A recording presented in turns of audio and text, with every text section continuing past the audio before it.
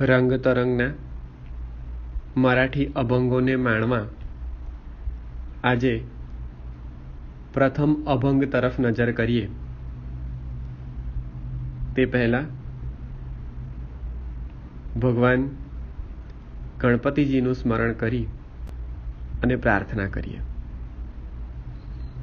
ગણેશો નસ્ત્રાતા ભજ ભજ ગણેશમ મનુજહે ગણેશેન વ્યાપ્ત કુરુ કુરુ ગણેશાય ચનતિમ ગણેશાન્નો ભૂતિર ભવ ભવ ગણેશસ્ય હિ શિશુ ગણેશે લીનસ્યા હર હર ગણેશાગમખિલમ. ગુરુ મહારાજે ભગવાન દત્તને શરણાગત ભાવથી પ્રાર્થના કરતા આ અભંગમાં લખ્યું. એક વેળ મણ રંગ માઝા. ભગવાન પાસે સમર્થ સદગુરુ એક જ પ્રાર્થના કરે છે કે હે ભગવાન, તમે એક જ વખત એમ કહો કે હું તમારો છું. આ હું તમારો છું એવું જ્યારે ભગવાન કહે ને ત્યારે ભક્ત માટે કૃપારૂપી વરસાદના બારે મેઘ ખાંગા થાય છે. ગુરુ મહારાજ લખે છે કે મારી લાજ તમારા હાથમાં છે અને આ લાજને તમે રાખો કે જવા દો એ બધું જ ભગવાન તમે જાણો. અને ગુરુ મહારાજે સુંદર પ્રાર્થનારૂપી સ્તુતિ કરતા લખ્યું. અનાથાચ્યાનાથા લાજ તુજે હાતા અનાથાચ્યાનાથા પુનઃ પુનઃ માથા ચરણી ઠેવો પુનઃ પુનઃ માથા ચરણી ઠેવો અનાથાચ્યાનાથા. ગુરુ મહારાજ કહે છે કે હે અનાથોના નાથ, મારી લાજ તારા હાથમાં છે અને હું વારંવાર તારા ચરણમાં મારું મસ્તક નમાવું છું. તારા ચરણે હું વારંવાર મસ્તક ટેકવીને પ્રણામ કરું છું. ગુરુ મહારાજ કહે છે ન જાણે મી આન ત્વદ્યશ વર્ણાન શાસ્ત્ર વ્યાકરણ નેણો કધી અનાથાચ્યાનાથા.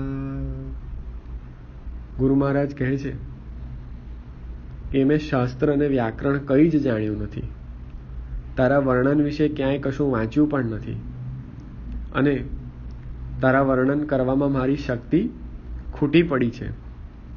હે ભગવાન, મેં કોઈ જગ્યાએ કોઈ કથા શ્રવણ નથી કરી, કોઈ જગ્યાએ બેસીને શાંતિથી એક ચિત્તે તારા નામનું સ્મરણ નથી કર્યું, તારી લીલાઓ વાંચ્યા કરીને મેં મનન પણ નથી કર્યું, કોઈ તપશ્ચરણ પણ નથી કર્યું, તો હું તને મારા વિશે શું બતાવું?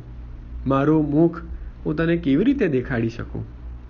અને તેથી જ ગુરુ મહારાજ લખે છે ન કેલે શ્રવણ કોઠોની મનન શાસ્ત્ર વ્યાકરણ નેણો કધી ન તપશ્ચરણ કાયદાવું અનાથાચ્યાનાથા લાજ તુજે હાતા અનાથાચ્યાનાથા. નીરસ હે બોલા બોબડે બેતાલ વાજવી તો ગાલ તુજ પુઢે અનાથાચ્યાનાથા લાજ તુજે હાતા અનાથાચ્યાનાથા.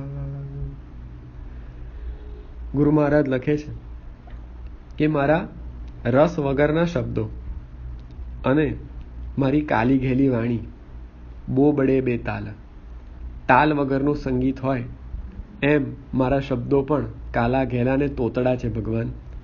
મારી પ્રાર્થનામાં કોઈ ઠેકાણે રસ નથી અને તોબા તોબા થઈ ગયો છું આ સંસારથી. માટે ભગવાન તું મારી વારે થા. ગુરુ મહારાજ આગળ લખે છે, તુચી બાપ માઈ ગોળ કરુની ઘેઈ, પૈલ પારને બૂડો ને દી અનાથા ચાનાથા. ન માગે મિયાના વૈભવ સાધાના, એક વેળા મણ રંગ માઝાનાથા ચાનાથા. લાજ તુજે હાતા અનાથા ચાનાથા. ગુરુ મહારાજ લખે છે, મા બાપ ભાઈ બહેન સ્વજન મિત્ર કુળદેવતા ભગવાન બધું તું જ છે મારા માટે. ગુરુ મહારાજે ગુરુ લીલામૃતમાં એક સુંદર દોહરો ટાંક્યો. માતા પિતા સખા ગુરુ તું કુલદેવ સ્વજન, તુજ વીણ કોણ મુને પ્રભો તું જનન્ય શરણ. ના જાણું હું અન્યને દાસતા હરો જાણ, કરું સ્મરણ તારું સદા દત્ત દયા ગનમાન. ગુરુ મહારાજ કહે છે કે મારા માટે તું જ સર્વસ્વ છે ભગવાન. તારા સિવાય મારું કોઈ નથી. મને આ ભવસાગરથી પાર કોણ ઉતારશે? હું અધવચ વાટે અટવાયેલો છું અને આ અધવચ વાટે અટવાયેલા મનુષ્યને પરમાત્મા કેવી રીતે પાર ઉતારે? તો એક સુંદર પ્રસંગ છે નારેશ્વરનો. ગુરુ મહારાજના શરણે એક ભક્ત પરિવાર આવ્યો. ગુરુ મહારાજ બોધિ વૃક્ષ લીમડા નીચે બેઠા હતા અને પાસે ભજન ભાસ્કર સુમન કાકા પણ બેઠા હતા. એ ભક્ત પરિવારે પોતાના ઉપર આવેલા સંકટો અને વ્યથાઓની સમગ્ર વાત ગુરુ મહારાજને વિસ્તારથી જણાવી. કુટુંબના કલહની વાત હતી. ગુરુ મહારાજે કહ્યું કે ઘરના મોભીને મધ્યસ્થી રાખો અને કુટુંબના કલહને દૂર કરો. એક બીજી પણ વાત પાસે આવી કે કોઈની કુંડળીમાં કોઈ દોષ છે. ગુરુ મહારાજે કહ્યું કે જ્યોતિષ શાસ્ત્રને બતાવો અને જ્યોતિષ શાસ્ત્રી કહે તે પ્રમાણે ઉપાય કરો. ઘરમાં કોઈ દોષ હતો. ગુરુ મહારાજે તરત કહ્યું કે વાસ્તુશાસ્ત્રી પાસે જાઓ અને દોષને દૂર કરાવો. ઘરના કોઈ કુટુંબીને કોઈ રોગ હતો અસાધ્ય. ગુરુ મહારાજે તરત જ કહ્યું કે કોઈ સારા ડૉક્ટરને બતાવો અને દવા કરાવો. પેલું કુટુંબ આ બધું જ સાંભળીને ત્યાંથી વિદાય થાય છે. થોડી વખત પછી સુમન કાકા ગુરુ મહારાજને કહે છે કે ભગવાન આપ બધું જ જાણો છો. ભૂત ભવિષ્ય અને વર્તમાન તમે સમગ્ર જાણીને બેઠા છો, છતાં આપે એ કુટુંબના વ્યક્તિઓને સહાય કેમ ના કરી અને પ્રત્યેકને માર્ગદર્શન કેમ ના આપ્યું? ત્યારે સદગુરુ ભગવાન એટલું જ બોલ્યા કે માસ્તર, રથના દોરડા ભગવાન ત્યારે જ હાથમાં લે જ્યારે રથ અર્જુનનો હોય. એટલે આ વાત પરથી આપણે સમજવાનું છે કે સાચી શ્રદ્ધા, અનન્ય શરણાગતિ અને પરમાત્મા પ્રત્યેનો હૃદયમાં જો સાચો ભાવ હોય અર્જુનની માફક, તો જ ભગવાન આપણો જીવન રથ હંકારવા તૈયારી બતાવે છે. ભગવાને શ્રીમદ ભગવદ્ ગીતાના 12મા અધ્યાયમાં ભક્ત કેવો હોવો જોઈએ અને ભક્તના લક્ષણ વર્ણવ્યા અને અર્જુનને કહ્યું કે આવો જો ભક્ત હોય તો મને ગમે. અને ભગવાન બોલ્યા, યસ્માન્નો દ્વિજતે લોકો લોકાન્નો દ્વિજતે ચય હર્ષમર્ષ ભયો દ્વેગે મુક્તો યસ ચ મે પ્રિય અનપેક્ષ સુચિર દક્ષ ઉદાસીનો ગત વ્યથ સર્વારંભ પરિત્યાગી યો મદ ભક્ત સમે પ્રિય.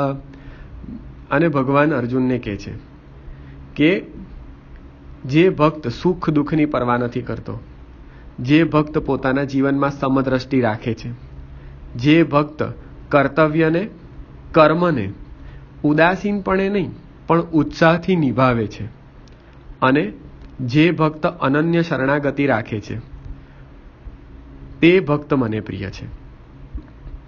ભગવાન કૃષ્ણ પરમાત્મા આગળ કહે છે કે તુલ્ય નિંદા સ્તુતિરમૌની સંતુષ્ટો યેન કેનચિત અનિકેત સ્થિરમતિ ભક્તિમામ મે પ્રિયો નર. કે જે ભક્તને સ્તુતિ અને નિંદા એક સમાન છે, જે ભક્તને ભગવાનમાં સાચી શ્રદ્ધા છે અને સંસારના વિષયોમાં એકેમાં આસક્તિ નથી, તે ભક્ત મને ખરેખર પ્રિય છે. ગુરુ મહારાજે પોરને પોતાનું મોસાળ ગણાવ્યું, સરખેજને પિયર ગણાવ્યું. ક્યારે? કે જ્યારે પોરના સ્વર્ગસ્થ મુરબ્બી ગોવિંદભાઈ ઉપાધ્યાય, ગોવિંદ કાકાએ ગુરુ મહારાજની અનન્ય શરણાગતિ સ્વીકારી, ત્યારે ગુરુ મહારાજ એમ કહેતા, મારો ગોવિંદ.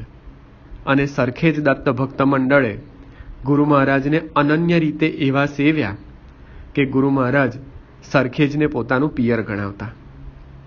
તો ભગવાન મારો શબ્દ ત્યારે જ વાપરે જ્યારે આપણને ભગવાનમાં સાચી શ્રદ્ધા અને અનન્ય નિષ્ઠા જળવાયેલી હોય, અને ભગવાન આ બધું જોતા તું મારો છે એમ અચૂક કહે.